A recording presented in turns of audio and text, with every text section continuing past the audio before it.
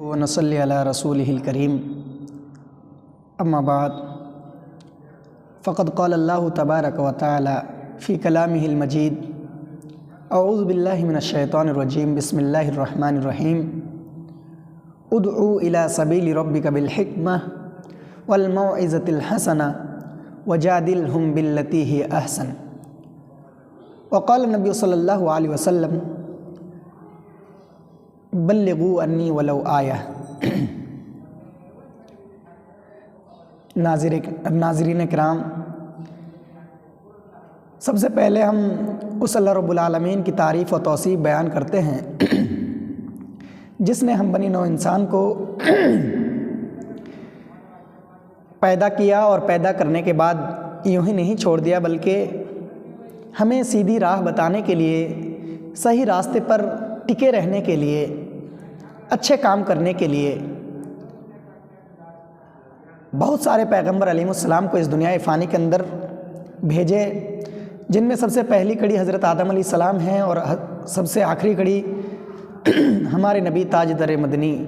جناب محمد رسول اللہ صلی اللہ علیہ وسلم ہیں، جن پر ہزار ہزار درود و سلام اللہم صلی علیہ وسلم۔ سامعین کرام، میں نے خطبہ مسنونہ کے اندر ایک آیت پڑھی ہے جس کا سیدھا سادہ ترجمہ یہ ہے، ادعو الی سبیل ربک بالحکمہ، اپنے رب کے راستے حکمت و دانائی اور ناصحانہ انداز میں بلائیے، وجادلہم باللتی ہی احسن، اور صحیح سے اچھی نصیحت اور صحیح مباحث کے ساتھ لوگوں کو اللہ تعالیٰ کی دین کی طرف دعوت دیں۔ اور ایک حدیث پڑھی ہے، بلغوا انی ولو آیہ، یعنی پہنچاؤ میری جانب سے اگرچہ ایک ہی آیت سے ہی۔ قرآن پاک کی اس آیت اور نبی صلی اللہ علیہ وسلم کی اس حدیث سے میرا موضوع ظاہر ہے، میرا ٹاپک ظاہر ہے کہ میں کس موضوع پر تقریر کرنے جا رہا ہوں۔ میرا موضوع ہے دعوت و تبلیغ۔ سامعین کرام، سب سے پہلے میں دعوت کا معنی بتا دینا مناسب سمجھتا ہوں۔ دعوت کا معنی ڈکشنری میں، لغت میں بلانے اور پکارنے کے ہیں، اور شریعت میں دعوت کا معنی ہے اللہ کے پسندیدہ دین اسلام کی طرف لوگوں کو بلانا، اللہ کے احکامات و پیغامات سے لوگوں کو آشنا کرنا، اور جو لوگ بھٹکی ہوئی راہ پر ہے، گمراہی پر ہے، سیدھے راستے پر نہیں ہیں، ان کو سیدھے راستے پر لانا، صحیح راہ دکھانا۔ اسی لیے اللہ رب العالمین نے ہمارے نبی اور جتنے انبیاء آئے سب کو اسی مشن کی خاطر، اسی مشن کی وجہ سے اس دنیا کے اندر بھیجے۔ جیسا کہ ہمارے نبی کے بارے میں اللہ رب العالمین قرآن مجید سورۃ الاحزاب آیت نمبر 45 اور 46 کے اندر ارشاد فرماتا ہے، یا ایھا النبی انا ارسلناک شاہدا ومبشرا ونذیرا وداعیا الی اللہ باذنہ وسراجا منیرا۔ اے نبی پاک صلی اللہ علیہ وسلم، ہم نے آپ کو حق کی گواہی دینے والا، خوشخبریاں سنانے والا، اور اللہ کے حکم سے اس کی طرف بلانے والا اور روشن چراغ بنا کر بھیجا۔ سامعین کرام، یہی نہیں بلکہ حضرت ابراہیم علیہ السلام نے اپنے وطن والوں سے اسی دعوت کی خاطر دشمنی مول لی اور اپنے باپ سے کہا سلام علیک۔ اسی دعوت ہی کی خاطر حضرت نوح علیہ السلام نے 950 سال تک اپنی قوم کی تیر و نشتر برداشت کیے۔ اتنا ہی نہیں بلکہ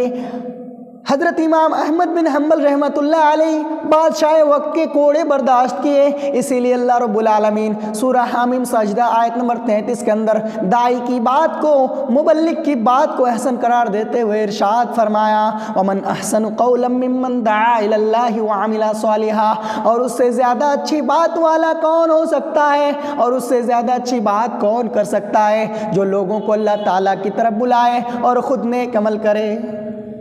سامعین اکرام، اسی دعوت کی فضیلت کو ظاہر کرتے ہوئے، اسی بات کو ظاہر کرتے ہوئے، اسی بات کی فضیلت کو ظاہر کرتے ہوئے اللہ کے نبی جناب محمد رسول اللہ صلی اللہ علیہ وسلم ایک حدیث کے اندر ارشاد فرماتے ہیں، من دل علی خیر فلہ مثل اجر فاعلہ، جو شخص کسی کو بھلائی کی راہ بتائے، جو شخص کسی کو اچھائی کی رہنمائی کرے تو اس کو بھی اتنا ہی اجر ملے گا جتنا کہ کرنے والے کو۔ سامعین اکرام، اس حدیث کا مطلب یہ ہے کہ آپ اگر کسی کو بھلائی کی راہ بتاتے ہیں، اچھی راہ پر گامزن کرنے کی کوشش کرتے ہیں اور آپ کے کوشش سے وہ شخص سیدھی راہ پر چلنے لگتا ہے، سیدھا راستہ اختیار کر لیتا ہے اور سیدھا راستے پر ٹکے رہتا ہے اور اسی کے مطابق عمل بھی کرتا ہے، تو وہ عمل کر کے جتنا ثواب کمائے گا اللہ تعالیٰ اسے جتنا ثواب دے گا، تو آپ کو بھی آپ کی اس کوشش کی وجہ سے، آپ کے اس کو رہنمائی کرنے کی وجہ سے اللہ تعالیٰ آپ کو بھی اتنا ہی اجر دے گا۔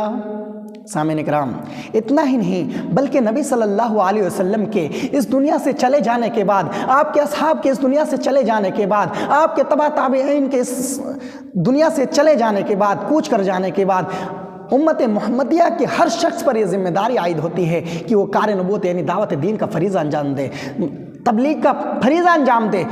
جیسا کہ اللہ کے نبی جناب محمد رسول اللہ صلی اللہ علیہ وسلم ارشاد فرماتے ہیں، بلغوا انی ولو آیا، پہنچاؤ میری جانب سے اگرچہ ایک ہی آیت سے ہی۔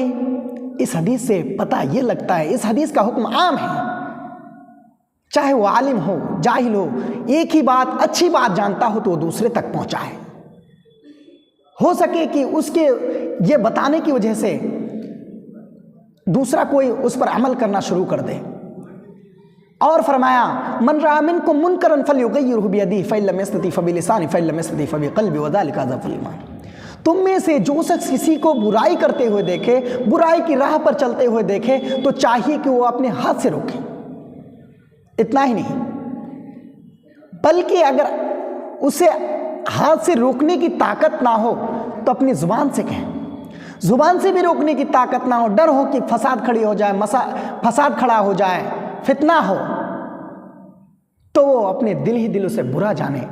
وَذَلِكَ أَضْعَفُ الْإِيمَانِ، اور ایمان کا سب سے کمزور درجہ ہے۔ سامعین اکرام، مسئلہ اب یہ پھنس رہا ہے کہ ہم جو دعوت و تبلیغ کا کام شروع کریں، دعوت و تبلیغ کریں تو کہاں سے شروع کریں؟ اس کا مسکن کیا ہے؟ پہلا مسکن کیا ہے؟ کہاں سے شروع کیا جائے؟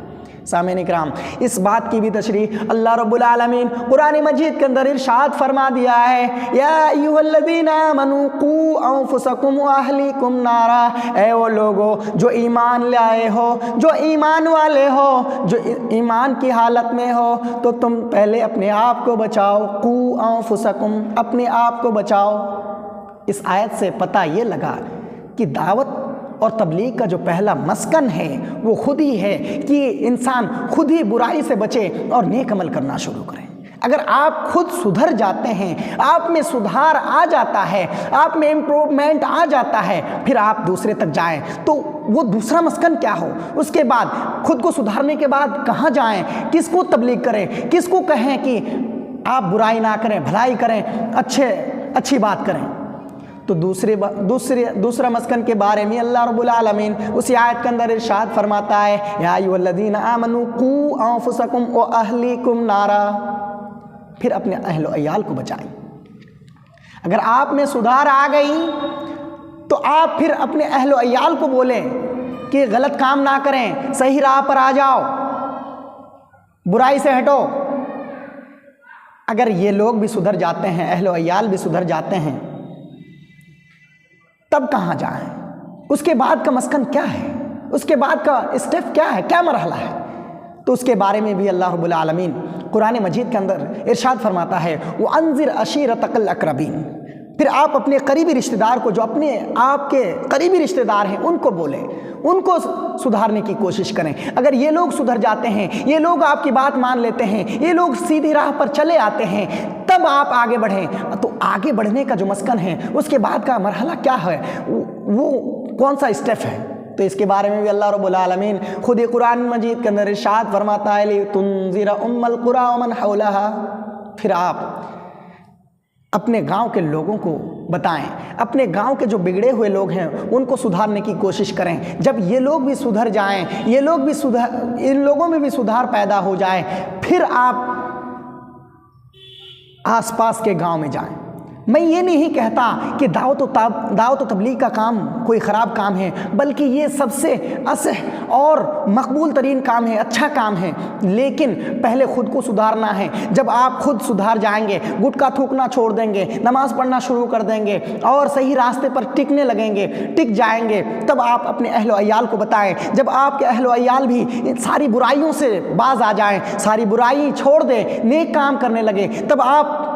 اپنے قریبی رشتہ دار کو سمجھائیں۔ جب پھر آپ کے قریبی رشتہ دار سمجھ جائیں، پھر آپ دوسرا جو اسٹیپ ہے وہ آپ کے گاؤں والے کو سمجھائیں اور پھر آگے بڑھیں، آگے یعنی آس پاس کے گاؤں میں جائیں۔ دعوت و تبلیغ کا کام بے شک ایک اچھا کام ہے، یقیناً ایک بڑا کام ہے اور مقبول کام ہے، کیونکہ اللہ رب العالمین خود ہی قرآن مجید کے اندر ارشاد فرمایا وَمَنْ أَحْسَنُ قَوْلًا مِّمَّنْ دَعَا إِلَى اللَّهِ وَعَمِلَ صَالِحًا، اور اس سے زیادہ اچھی بات والا کون ہو سکتا ہے جو خود نیک عمل کرے اور لوگوں کو اللہ تعالیٰ کی طرف بلائے۔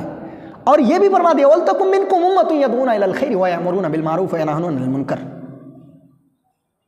کہ تم میں سے ایک ایسی جماعت ہونی چاہیے، ایک ایسا گروہ ہونا چاہیے جو لوگوں کو اللہ تعالیٰ کی طرف بلائے۔